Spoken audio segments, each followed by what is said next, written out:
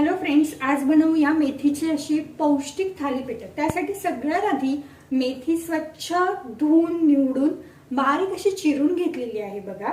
त्यानंतर आहे बारीक चिरलेला कांदा। आता इथे येतो पिठांचा प्रश्न। तर ह्या पिठामध्ये काय काय वापरायचं? पहिली गोष्ट म्हणजे भाजणीचं थालीपीठ, ज्याने याला खुसखुशीतपणा येतो। मग थोडंसं गव्हाचं पीठ मी वापरलेलं आहे। हे तांदळाचं पीठ आहे। तांदळाच्या पीठने सुद्धा कुरकुरीत होतात आपली थालीपीठ। आणि हे 1 चमचा बेसनचं पीठ आहे। प्रमाण कसं आहे? 1 वाटी भाजणी थालीपीठ, 2 चमचे तांदळाचं थालीपीठ, 2 चमचे गव्हाचं थालीपीठ आणि 1 चमचा बेसन पीठ। म्हणजे आपल्या आता हे जी मेथीची थालीपीठ होणार आहेत ती मल्टीग्रेन होणार आहेत। आता यानंतर याच्यामध्ये काय ऍड करायचं आहे? तर सगळ्यात महत्त्वाची गोष्ट लसूण, कोथिंबीर आणि हिरवी मिरचीची पेस्ट। त्यानंतर इथे मी ऍड करत आहे अजवाइन, ओवा। खूप छान टेस्ट देता हा ओवा थालीपीठाला। त्यानंतर जिरं, हळद अगदी मोकळ्या मनाने टाका, खूप सुंदर टेस्ट देते हळद। त्यानंतर आहे लाल तिखट। हे तुमच्या चवीनुसार आवडीनुसार असणार आहे, कारण ऑलरेडी आपण हिरवी मिरची टाकलेली आहे। त्यानंतर येत आहे धने आणि जिरा पावडर।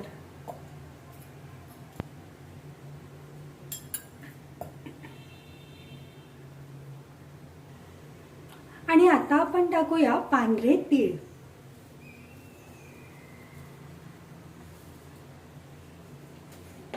यानंतर चवीनुसार मीठ। आता आपण या साऱ्या मिश्रणाला एकजीव करूया आणि थोडं थोडं थोडं पाणी घालून मस्तपैकी मळून घेऊया। बघा फ्रेंड्स, अशा पद्धतीने आपण पीठ मळलेलं आहे। आता ह्याला काही मी एकदम छान असा शेप देत बसलेले नाहीये। एकदा का हे एकजीव झालं, हे आपल्या लक्षात आलं की ह्याला जास्त मळण्याची गरज नाही। एका भांड्यामध्ये मी एक पांढऱ्या कलरचा कपडा पहिल्यापासून भिजवून ठेवलेला। कपड्यावर कधी थालीपीठ थापलं ना की ते पटकन तव्यावर टाकायला मदत होते। तर हा अशा पद्धतीचा कपडा आहे माझ्याकडे। पांढरा यासाठी वापरायचा, कलरफुल कपड्यांमध्ये जो कलर असतो ना तो आपल्या अन्नपदार्थाला लागण्याचे चान्सेस जास्त असतात। आता इथे मी तवा गरम करत ठेवलेला आहे 0वर। या तव्याला मी छानपैकी असं तेल लावून घेते, म्हणजे हा मस्त तापेल। तापलेला तवा हा सगळ्यात जास्त महत्त्वाची गोष्ट आहे थालीपीठ व्यवस्थित भाजण्यासाठी। नाहीतर नेहमी आपण म्हणतो ना पहिलं थालीपीठ वाया गेलं, तसं काही होणार नाही। आता अशा पद्धतीने हा गोळा सिंपल रित्या ह्या रुमालावर आपण ठेवू आणि असा त्याला पाण्याचा थाप मारून मारून स्प्रेड करू। जेवढा आपल्याला मोठा करायचा आहे तेवढा आपण ह्याला मोठा करू शकतो। सो हे खूप सिंपल गोष्ट आहे। तुम्हाला जर अजून मोठं हवं असेल थालीपीठ, प्लीज इकडे ऍड करायला स्टार्ट करा। म्हणजे हे आपल्या मनावर आहे की आपल्याला किती मोठं थालीपीठ बनवायचं आहे। ही गोष्ट लाटणाऱ्या थालीपीठमध्ये पॉसिबल होत नाही। एकदा आपण गोळा घेतला आणि लाटला की मग आपण त्याला एक्स्ट्रा गोळा ऍड करून लगेच मोठा नाही करू शकत, पण थापणाऱ्या थालीपीठामध्ये होते।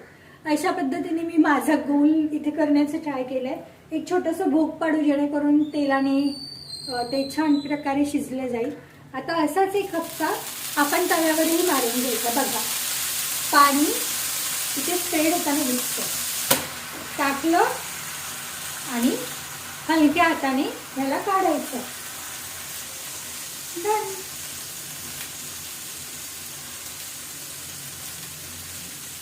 मस्त। आता मी काय करणार आहे, गॅस वाढवणार, सगळ्या बाजूनी थोडंसं तेल मी ह्याला सोडणार, वरून थोडासा तेलाचा शिंतोडा उडवणार आणि ह्याला झाकणार। झाकल्यामुळे काय होतं, पाण्याच्या वाफेमध्ये ते शिजायला जास्त मदत होते आणि कमीत कमी तेलाचा उपयोग होतो। चलो, आता हे शिजते तोपर्यंत आपण दुसरा गोळा घेऊया आणि रेडी करूया। प्रोसेस परत सेम। आता ही अजून फास्ट होते आहे, कारण पहिलं थालीपीठ आपण ट्राय केलेलं होतं। सो लाईक दिस.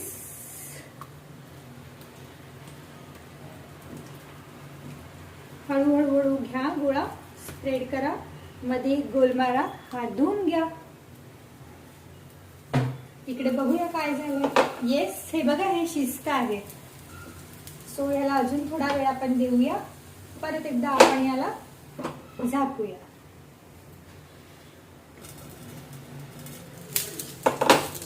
डन. जसं की शिजलेली चपाती आपल्याला कळते ना, तसं शिजलेलं थालीपीठही कळून जातं. सो बघा किती इझिली आपण याला मूव्ह करू शकतोय. वाव, मस्त, एक नंबर. आता इथे आपली चॉईस आहे. आपल्याला अजून कुरकुरीत करायचं असेल तर हलकासा तेलाचा ब्रश फिरवा, नाही फिरवला तरी चालतोय. अँड देन अगेन झाकून घ्या. अशा पद्धतीने त्याला झाकलं ना की ते लवकर शिजतं आणि कमीत कमी तेलाचा उपयोग होतो. आता आपण याला दही आणि शेंगदाण्याची चटणी सोबत सर्व करूया.